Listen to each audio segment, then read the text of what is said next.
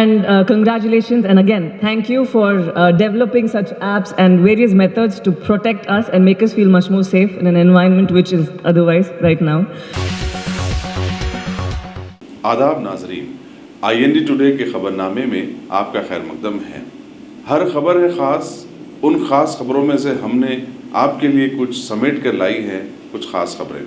देखते हैं ये खबरनामा। अगर आपने हमारे चैनल को सब्सक्राइब नहीं किया है तो आपको यहाँ सब्सक्राइब बटन दिख रहा है, उसे क्लिक करिए और सब्सक्राइब कीजिए और साथ ही साथ बेल आइकॉन को भी क्लिक करिएगा, जिससे कि आपको ताज़ा अपडेट मिलते रहें। रियासती हुकूमत बरखी की शरहों में इजाफे पर गौर कर रही है, लेकिन इससे कबल ही मौके में बरखी बोर्ड ने गैर मुल्लाना तौर पर फी यूनिट ₹1.5 का इजाफा कर दिया है। घरेलू सार्फिन को बरखी के अदम इस्तेमाल की सूरत में भी अक्ल तरीन बरखी की बिल अदा करनी होगी। 50 यूनिट तक के बरखी के इस्तेमाल पर ₹1.45 का इजाफा किया गया है और इस पर गुज़िश्ता चंद माह से अमल भी हो रहा है। ये अलग बात है कि सार्फिन ने बिल पर नजर नहीं डाली हो। बल्दी इंतखाबात के पेश नजर बरखी की शरहों में इजाफे के मंसूबे को मोहर इल्तवा में रखा गया था और अब इसका बहुत जल्द बाकायदा ऐलान किया जा सकता है। Unique identification authority of India ने 27 अफराद को नोटिस दी थी कि वो आज बालापुर के एक शादीखाने में हाजिर हो और अपना दस्तावेजात पेश करें, लेकिन सहाफती गोशों में ये खबर आम होने और अवाम के शदीद रद्दमल के नतीजे में आज होने वाली तहकीकात को मंसूख कर दिया गया। आधा जारी करने वाले इदारे ने कहा कि 127 अफराद को अब माह मई में तलब किया जाएगा और आगे की कार्रवाई की जाएगी। अवामी बरहमी के बावजूद unique identification authority of India ने चालाकी के साथ इस मसले को फिलवक्त दबा दिया है, ताहम उसने नोटिसों को वापस नहीं लिया। इसी दौरान एक एडवोकेट मोहम्मद सुहेल मलिक ने बताया कि रियासती हाईकोर्ट ने unique identification authority of India को एक नोटिस जारी की है, जिसमें उनसे इस मसले पर जवाब तलब किया है। मोहम्मद सुहेल ने कहा कि इस इदारे को शहरियों की शहरियत से मुताल्लिक सवाल करने का कोई इख्तियार नहीं है। चीफ सेक्रेटरी सोमेश कुमार ने 24 फरवरी से शुरू होने वाले पटना प्रगति प्रोग्राम की तैयारियों का जायजा लिया और तमाम बल्दियात से तफसीलात तलब करने का फैसला किया। हर वार्ड के लिए एक नोडल ऑफिसर मुकर्रर किया जाएगा और 15 रुकनी 4 कमेटियां तश्कील दी जाएंगी जो तमाम बल्दी वार्ड्स और डिवीजन में बल्दिया के तरक्की के कामों पर नजर रखेंगे। इन कामों में साफ सफाई, हरिता हरम प्रोग्राम, कम्युनिटी टॉयलेट्स की तामीर, शमशान घाटों की निगहदाश्त, वेजिटेबल मार्केट, प्लेग्राउंड और पार्क की तामीर शामिल है। नाखंदा अफराद के बारे में भी खुसूसी सर्वे करवाया जाएगा और इसके हिसाब से तालीमी प्रोग्राम मुरतब किया जाएगा। फाइनेंस डिपार्टमेंट ने इस मकसद से जेएसएमसी को 156 करोड़ रुपए और तमाम दूसरी बल्दियात के लिए 140 करोड़ रुपए जारी किए हैं। Chief secretary Somesh Kumar, additional principal secretary municipal administration Arvind Kumar और दूसरे अहदेदार इस प्रोग्राम पर अमलावरी का जायजा लेने अदला का दौरा करेंगे। सीए के खिलाफ अवामी एहतजाज को सबोताज करने बीजेपी की एक और कोशिश आज साबित हो गई। सीए के खिलाफ बेंगलुरु में आज मुनक्कदा जलसे में एक लड़की ने, जिसकी शिनाख्त अमोलिया की हैसियत से की गई, स्टेज पर आकर भारत जिंदाबाद के साथ साथ पाकिस्तान जिंदाबाद के नारे लगाने शुरू कर दिए। बैरिस्टर अवैसी ने कहा कि उनके लिए भारत जिंदा था, जिंदा है और जिंदा रहेगा। बैरिस्टर अवैसी ने फौरी इस लड़की के पास से माइक छीन लिया और जलसे के मुंतजिमीन और पुलिस ने भी इस लड़की को स्टेज से हटा दिया। जलसे से खिताब करते हुए बैरिस्टर अवैसी ने कहा कि ना तो उनका और ना ही उनकी पार्टी का इस लड़की से कोई ताल्लुक है। उन्होंने कहा कि अगर उन्हें मालूम होता कि इस लड़की को मदऊ किया गया है तो वो जलसे में शिरकत ही नहीं करते। इसी दौरान जनता दल यू के कारपोरेटर अकरम पाशा ने कहा कि जलसे को सबोताज करने और सीए के खिलाफ एहतजाज को बदनाम करने के लिए बीजेपी ने अपने खातून कारकुन का इस्तेमाल किया है।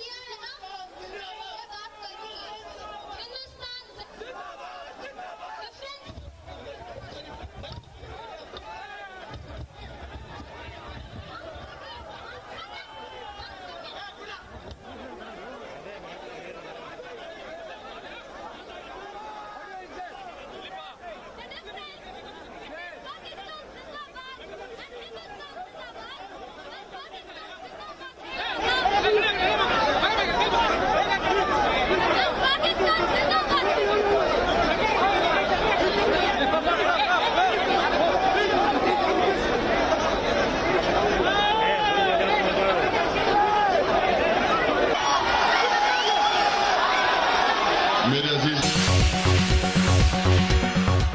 नॉर्थ जोन की पुलिस टास्क फोर्स ने तवज्जो हटाकर बैंकों के पास लोगों को लूट लेने वाली एक बैन रियासती टोली को बेनकाब किया है। इस जिम्मन में 2 अफराद जीत थला सुंदर और अकोला को गिरफ्तार किया है। चित्तूर के मौजे कुप्पम से ताल्लुक रखने वाले ये दोनों अफराद तेलंगाना और कर्नाटक में 8 केसों में मुलविस थे। कमिश्नर पुलिस संजय कुमार ने मीडिया को बताया कि मुलजिमीन के कब्जे से 9,40,000 रुपए, 4 मोटरसाइकिल, 2 सेलफोन और दूसरी अशिया जब्त की गई। इंस्पेक्टर पुलिस के नागेश्वर राव ने अपनी टीम के साथ इन्हें गिरफ्तार करके अंबरपेट पुलिस के हवाले किया। कुप्पम गैंग के नाम से भी जाना जाता है। इस गैंग के 2 मेंबर को अरेस्ट किया गया। इस केस को डिटेक्ट करने के लिए हमारे टास्क फोर्स की तरफ से लगभग 300 कैमरास का 800 hours of video footage analysis करने के बाद इसमें क्लूज मिला। ये ओजी कुप्पम गैंग के जो 2 मेंबर्स हैं, उसमें जो लीडर है Akula Kiran, son of late Munuswamy, age 27 years, auto driver, native of OG Kuppam, Chittoor district, Andhra Pradesh. इसके ऊपर लगभग 23 केसेस पहले के हैं। उसके बाद Gogula Tulsinder, son of Nageswara Rao, age 28 years, यह भी native of Kuppam village, OG Kuppam village, Chittoor district. And इसके ऊपर पहले 17 केसेस हैं। पूरे लिस्ट देखने से पता चलता है कि नए 8 केसेस डिटेक्ट हुए हैं, जिसमें कि 7 केसेस 2020 इस साल का है और 1 केस 2019 का है। इन सब केसेस में Nalakunta, Amberpet, Falaknuma, Meerpet, Peramaluru, Vijayawada, Pamuru Krishna district, Chilakalapudi Krishna district, new town police station Bidar Karnataka, और इसके अलावा 3 NBWs भी एग्जीक्यूट हुए। जो सीजर अभी तक बरामद हुआ उनके पास से, उसमें 9,40,000 रुपीज कैश, 4 मोटरसाइकिल जिसका कि यूज ये लोग क्राइम करने में भी करते थे, जिसमें होंडा, सुजुकी, बजाज पल्सर और TVS अपाची है, 2 सेलफोन सैमसंग का basic model, fake vehicle number plate, sharp edge knife जिससे कि टायर पंचर ये लोग करते थे, टायर पंचर के लिए 2 नीडल्स और आयरन स्केल जिसमें कि कार का गेट खोलने के काम में आते थे।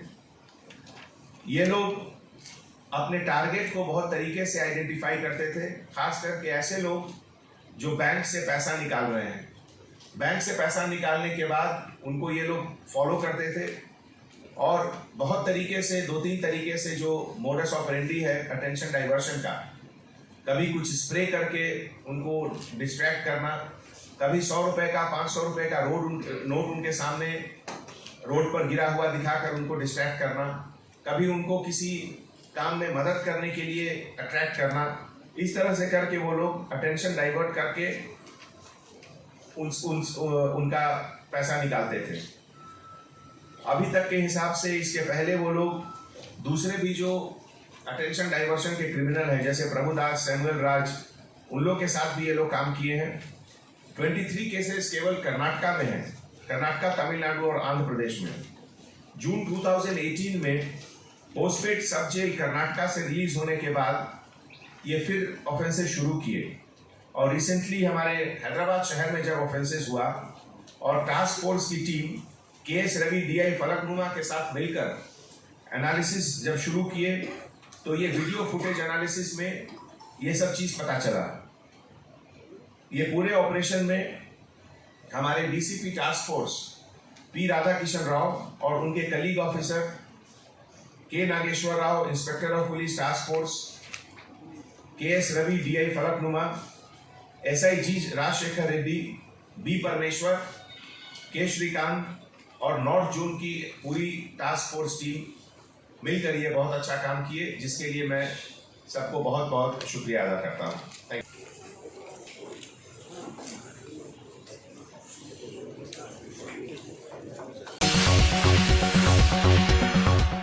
कांग्रेस के लीडर के श्रीनिवास ने छत्रपति शिवाजी महाराज की 390वीं जयंती के मौके पर सईदाबाद में हालात को मुकद्दर करने की कोशिशों की मजम्मत की। उन्होंने मीडिया को बताया कि भाग्यनगर प्रजाहित कमेटी ने कल इश्तिहार अंगेज नारे लगाए और बीजेपी के लीडर रघुनंदन ने नफरत पर मुबनी तकारीर की, जिससे माहौल खराब हुआ। श्रीनिवास ने पुलिस सईदाबाद में सिलसिले में शिकायत भी दर्ज करवाई और जुलूस निकालने वालों के खिलाफ सख्त कार्रवाई का मुतालबा किया। पुलिस आगे की तहकीकात में मसरूफ है। నిన్న రాత్రి భాగ్యనగర్ ప్రజాహిత సమితి ఆధ్వర్యంలో సైదాబాద్ మెయిన్ రోడ్ దగ్గర ఛత్రపతి శివాజీ జయంతి ఉత్సవాలు జరిగినాయి. ఆ కార్యక్రమానికి ముఖ్య అతిథిగా విచ్చేసిన బీజేపీ అధికార ప్రతినిధి రఘునందన్ గారు ఆ ప్రాంతంలో ఉన్న సున్నితమైన అంశాలను తెరపైకి తీసుకొస్తూ రెండు వర్గాల మధ్యన చిచ్చు పెట్టే విధంగా తన ప్రసంగాన్ని కొనసాగించారు. ఎందుకంటే సైదాబాద్ ప్రాంతం ఒక సున్నితమైన ప్రాంతము, అది సెన్సిటివ్ ఉన్న ప్రాంతంలో పెట్టిన సభలో ఆయన మాట్లాడము రెండు వర్గాలను మరి చీల్చే విధంగా, మరి మత విద్వేషాలను రెచ్చగొట్టే విధంగా, అదేవిధంగా మరి కాంగ్రెస్ పార్టీ మాజీ ప్రధానులైన రాజీవ్ గాంధీ గారిని, డాక్టర్ మన్మోహన్ సింగ్ గారిని కూడా మరి నరేంద్ర మోడీ కంటే తక్కువని చులకన భావంతో ఆయన ప్రసంగించిన తీరు కాంగ్రెస్ పార్టీ తీవ్రంగా ఖండిస్తున్న సందర్భంగా నేను వారికి హెచ్చరిస్తా ఉన్నాను. ఆ ప్రాంతంలో ఉన్న పరిస్థితులను అర్థం చేసుకోకుండా ఆ ప్రధానులను ఏం త్యాగాలు చేసిరో మరి ఆయనకు తెలియకుండా తెలుసుకొని మాట్లాడవలసిన అవసరం ఉంది. కానీ ఈరోజు మరి దేశంలోని శాస్త్ర సాంకేతిక రంగంలో మరి అగ్రగామిగా ఉన్న దేశాన్ని తీసుకువచ్చిన ఘనత మరి రాజీవ్ గాంధీ అనే సంగతి రఘునందన్ గారు తెలుసుకోవాల్సిన అవసరం ఉంది. అదేవిధంగా డాక్టర్ మన్మోహన్ సింగ్ గారు ప్రధానమంత్రే కాదు, ఈ దేశానికి ఒక ఆర్థిక వక్త, ఆయన ఆర్థిక సంస్కరణలు తీసుకొచ్చి ఈ దేశాన్ని మరి స్థూల ఆదాయము భారతదేశంలో ఆ రోజు ఎంత ఉంది, నరేంద్ర మోడీ ప్రధానమంత్రి అయినాక స్థూల ఆదాయం ఎంత ఉంది, ప్రపంచ బ్యాంకు నిధులు ఆ రోజు ఎన్ని వచ్చినాయి, ఈ రోజు ఎన్ని వచ్చినాయి తెలియని మూర్ఖుడు రఘునందన్ రావు అని ఈ సందర్భంగా నేను వారికి తెలియజేస్తూ ఉన్నాను. అదేవిధంగా మాట్లాడే ముందు నోరు ఉందని మైక్ ఉందని ఇష్టం వచ్చినట్టు మాట్లాడితే కాంగ్రెస్ పార్టీ నాయకులను కానీ కాంగ్రెస్ పార్టీ కార్యకర్తల మీద విష ప్రచారం చేస్తే స్వర్గీయ రాజీవ్ గాంధీ కుటుంబము ఈ దేశానికి చేసిన సేవ, ఈ దేశానికి వాళ్ళు బలిదానం ఇచ్చిన సంగతి రఘునందన్ రావు గారికి తెలియదు.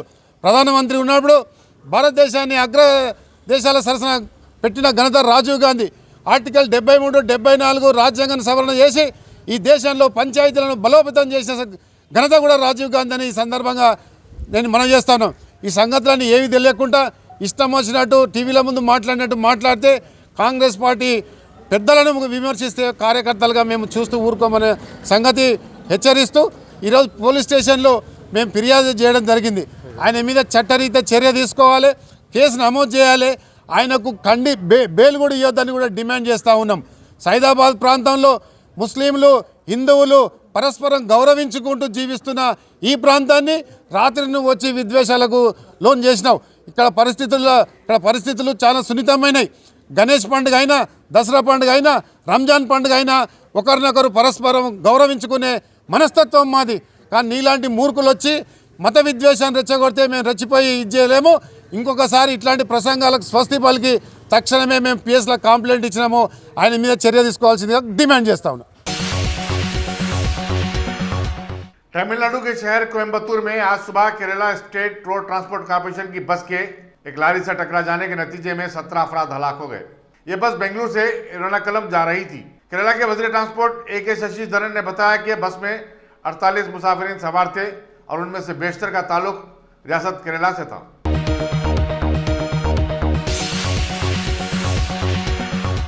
A1 टाउनशिप की एक और नई पेशकश।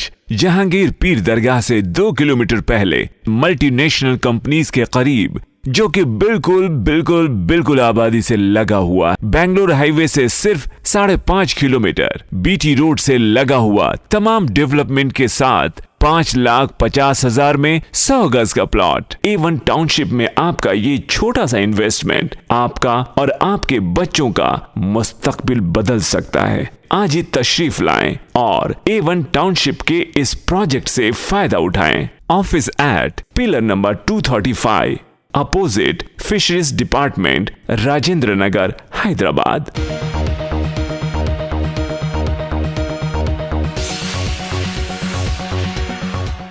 तेलंगाना बीजेपी पार्टी के सदर डॉक्टर के लक्ष्मण ने आज पार्टी हेडक्वार्टर की एक प्रेस मीट में हमेशा की तरह टीआरएस पार्टी पर जबरदस्त तनकीद करते हुए आवाम को समझाने की कोशिश की कि अरसे दराज से टीआरएस हुकूमत सिर्फ दिखावे के चौंचले करती आ रही है, ना किसानों को बरक़ी सही सरबराह की जा रही है और ना ही शहरों में इसका सही इंतज़ाम है।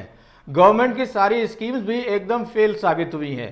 कुछ लोगों को छोड़कर सारी रियासत अभी ज़बरदस्त बहरान से गुजर रही है।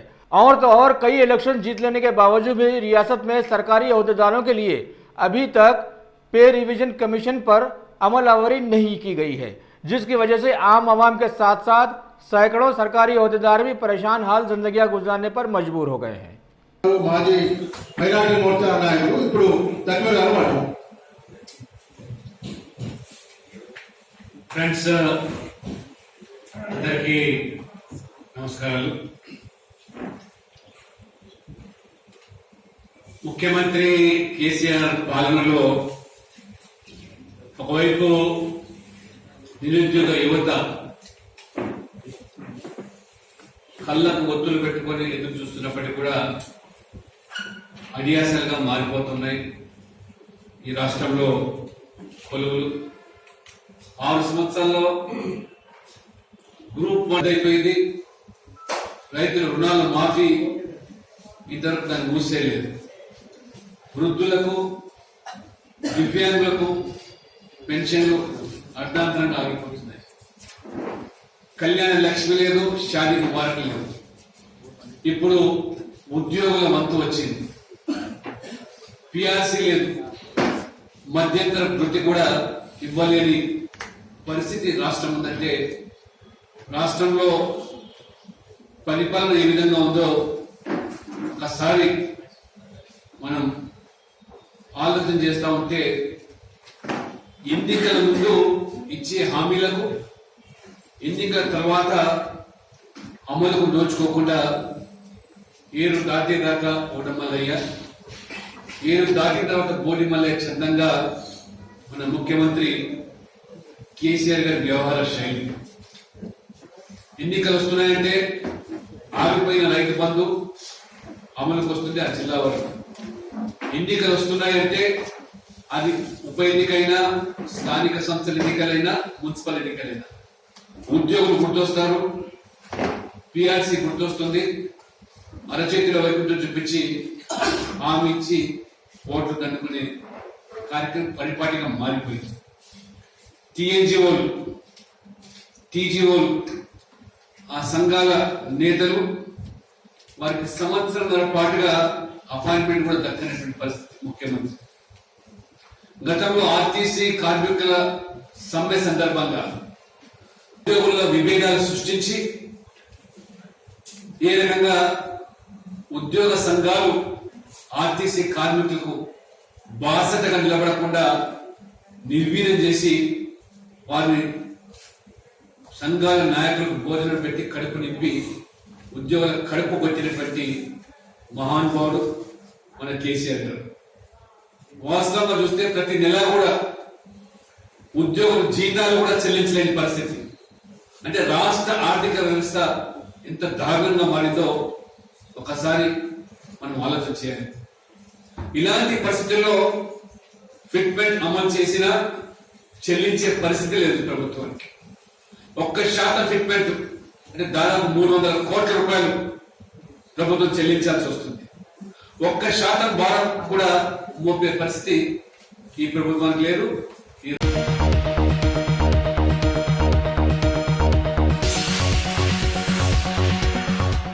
तेलंगाना के वजीर टूरिज्म वी श्रीनिवास गौड़ ने आज एक इजलास में बतलाया कि तेलंगाना स्टेट एविएशन कॉरपोरेशन के इश्तराक से टूरिज्म डेवलपमेंट कॉरपोरेशन ने 3 चॉपर टूरिज्म पैकेज का एहतमाम किया है, जिसमें भगवान के चहीते लोग अब ऊपर से मिड मनेर प्रोजेक्ट के तहत वेमुलवाड़ा के राजा राजेश्वरी टेम्पल का दर्शन कर सकेंगे। 3 पैकेजेस में शामिल रहेंगे। वेमुलवाड़ा से वेमुलवाड़ा के लिए 3000 का टिकट, मिड मनेर डैम के ऊपर वाली फ्लाई के लिए 5500 का चार्ज रखा गया है और हैदराबाद ता वेमुलवाड़ा के लिए फी भगवान के चहीते के लिए 30,000 का टिकट रखा गया है। माउंट के वजीर केटीआर ने इस सिलसिले में हेलीकॉप्टर राइड्स के साथ साथ खुसूसी बसेस के इंतजाम के लिए भी अहकाम जारी किए हैं। పురాతనమైనటువంటి ప్రసిద్ధిగాంచినటువంటి ఎంతో చారిత్రకరమైనటువంటి దేవాలయం శివరాత్రి సందర్భంగా లక్షలాది మంది భక్తులు వస్తారు. మరి అక్కడ మనం అన్ని కల్చరల్ టూరిజం సంబంధించిన ఏర్పాట్లు చేయాలని చెప్పి మా యువ నాయకుడు కేటీఆర్ గారు వారు మాకు చెప్పడం వెంటనే మేము మా డిపార్ట్మెంట్ ద్వారా మా ముఖ్యమంత్రి గారి ఆదేశాల మేరకు ఈరోజు ఈ రాష్ట్రంలో ఏది జరిగినా ఒక చరిత్ర గల ప్రాంతం.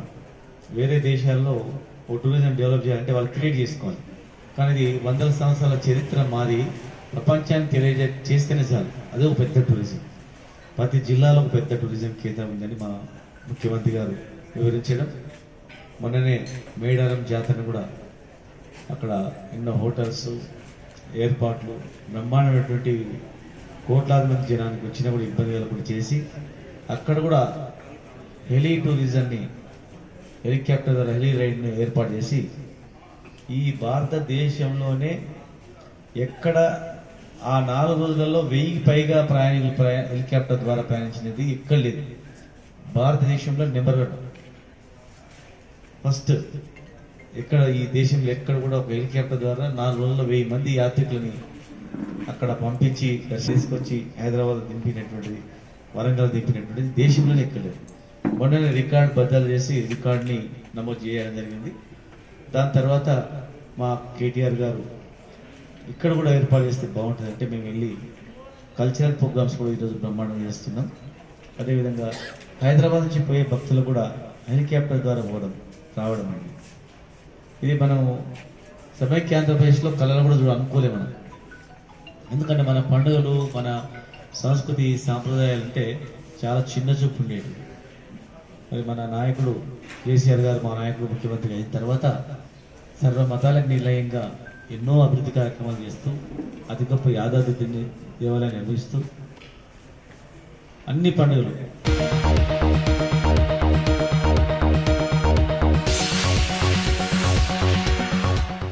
She empower women's conclave awards function 2020 का इनेकाद आज शहर हैदराबाद के Hitec City international convention centre में अमल में लाया गया। इस मौके पर DRDO की director general of aeronautical systems doctor Tessy Thomas ने वह मेहमान खुसूसी की हैसियत से शिरकत करते हुए इसका इफ्तिताह किया और ख़वातीन की तारीफ़ों के पुल बांध दिए और IG line order Swati Lakra की मिसालें पेश की कि किस तरह वो आदमियों की गलतियों को सुधारती आई हैं और बतलाया कि ठीक इसी तरह से इस दुनिया में सिन्फ़े नाजुक गलतियों को सुधारने के लिए आई हैं और ये भी समझाने की कोशिश की कि ख़वातीन कभी गलतियां करती ही नहीं हैं। Thank you very much. I'm very honored and humbled to be here today, able to share some time with such great souls. I don't know how much I've experienced or what I've done to be here and what I've done in life, but I feel deeply honored that I'm even able to meet you all today, so thank you so much. And congratulations, and again, thank you for developing such apps and various methods to protect us and make us feel much more safe in an environment which is otherwise right now. I'm 27 years old, and I haven't come across even one woman who hasn't been harassed, and that's a very sad thing. But fortunately, everybody walks around putting on a smile and as if nothing even happened. It shows that we're much more stronger and we think of this body as an instrument. But that does not mean that we shouldn't share our experience with another person for 2 reasons. One is that you don't want the offender or the perpetrator to do this to another person, and you just want people around to be aware of it. And most of the time it's from our, say, by our relatives or someone whom we know. So it's a sad thing again. And secondly, by sharing this experience with another person whom you trust or whom you love, say mom, dad, friend, your spouse, anyone, you end up feeling a little bit liberated, a little bit better, I hope, and not as traumatic as you did. So these are 2 things that I wanted to mention. But another thing was, apart from safety and asking for better punishment for the perpetrators, I think it's important for us to, we are in a very beautiful time where we focus on equal pay, gender equality and a lot of things. And I think it's important that we even stress on discipline. I know it's a word which we've learned in school or in college, but honestly it starts from home. It's simple, where you just notice how your children behave over a period of time and you correct them. You can't put the burden on the society and on the cops, on the institutions that they are in for discipline.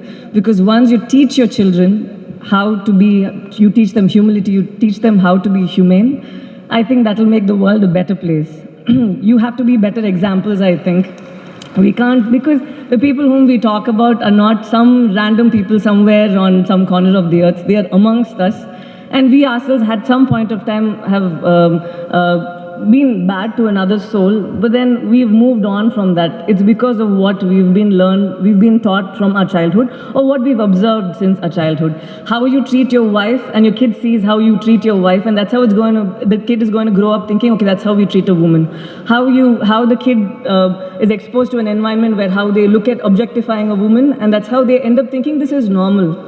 So it's important, I think, instead of looking for ways to solve this problem, it has to start from within. Most of us are women over here, and I'm sure all of us will be great parents. But it's important for us to just not say copulate and just have children. It's our responsibility. Instead of hoping for having a kid who is going to become the next big thing, going to be the best in their industry or field or whatever, it's important for us to make sure that they are not a pain or some kind of a disturbance to themselves and the society. That is our responsibility. Adi mana badhyata. It's not like it's something which we have to do. It is our duty, because you've brought in a being into this world. Make sure that it does not cause any harm and leave it at that. It's okay. Whatever happens next is up to God and its own talent. So thank you so much for this opportunity. I hope I could just connect with you all in a level that I could from my own experience. And thank you so much for whatever you've all done to make us feel safe. Thank you so much again. Thank you.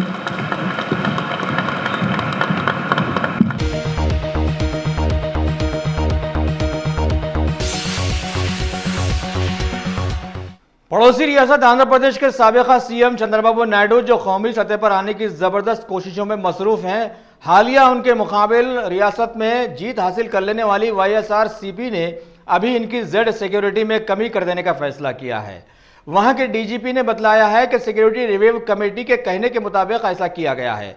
अभी NSD की जानिब से इनकी security में आंध्र प्रदेश में 183 ओहदेदार उनके निगरानकार हैं और 48 हैदराबाद शहर के लिए मुख्तस हैं। लिहाजा सिक्योरिटी की कमी के फैसले पर बहुत सारे टीडीपी लीडर्स ने इसे सियासी दुश्मनी करार दिया है। हॉस्पिटल गुर्दे और बवासीर के इलाज का 40 साल मशहूर हॉस्पिटल, जहां हजारों पेशेंट्स क्योर हो चुके हैं। Doctor Husaini international national award winner और दूसरे डॉक्टर्स और लेडी डॉक्टर्स की जेर खिदमत गुर्दे के तमाम अमराज का मुकम्मल ट्रीटमेंट किया जा रहा है। गुर्दे फेल हो चुके हों, डायलिसिस करवा रहे हों, याद रखिए डायलिसिस कोई इलाज नहीं, इससे 1% भी गुर्दे रिकवर नहीं होते। हाँ, डायलिसिस टेम्पररी रिलीफ दे सकता है, लेकिन हमारे ट्रीटमेंट से गुर्दे फिर से फंक्शन में आ सकते हैं। गुर्दे श्रिंक हो गए हों या सिस्ट हो, गुर्दे की पथरी हो, कैसी भी गुर्दे की तकलीफ हो, या पाइल्स यानी बवासीर, चाहे ब्लीडिंग हो या कोम, बगैर ऑपरेशन मुकम्मल क्योर ट्रीटमेंट का एक ही सेंटर, गाजी किडनी सेंटर,